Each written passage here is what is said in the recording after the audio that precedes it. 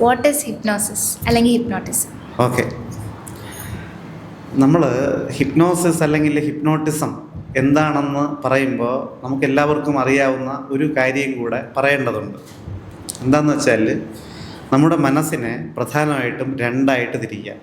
ബോധ മനസ്സ്, conscious mind എന്നും, അതുപോലെ തന്നെ ഉപബോധ മനസ്സ്, സബ് കോൺഷ്യസ് മൈൻഡ് എന്നും.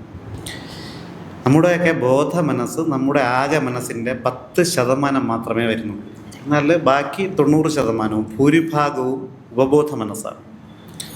ഈ ഹിപ്നോസിസ് എന്ന് പറയുന്നത് നമുക്ക് ആവശ്യമായ മാറ്റങ്ങൾ ഉപബോധ മനസ്സിൽ വരുത്തിക്കൊണ്ട് നമ്മിൽ ഗുണകരമായ മാറ്റങ്ങൾ വരുത്തുന്ന പ്രക്രിയയ്ക്ക് പറയുന്ന പേരാണ് ഹിപ്നോസിസ് അല്ലെങ്കിൽ ഹിപ്നോട്ടിസം എന്ന് പറയുന്നത്. പക്ഷേ ഇത് തെറ്റിദ്ധരിക്കപ്പെട്ട ഒരു മൊഡാലിറ്റിയാണ്. പലരും ധരിച്ചു വെച്ചിരിക്കുന്നത് എന്താണെന്ന് വെച്ചാൽ, നമ്മുടെ മനസ്സിലെ രഹസ്യങ്ങൾ ചോർത്താൻ ഉപയോഗിക്കുന്ന ടൂളെന്നാണ്.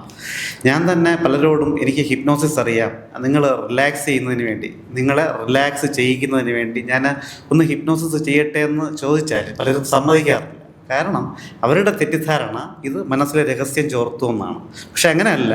ഉപബോധ മനസ്സിനെ സ്വാധീനിക്കാൻ പറ്റുന്ന ഏറ്റവും നല്ല ടൂളുകളിൽ ഒന്നാണ് ഹിപ്നോസിസ് അഥവാ ഹിപ്നോട്ടിസം.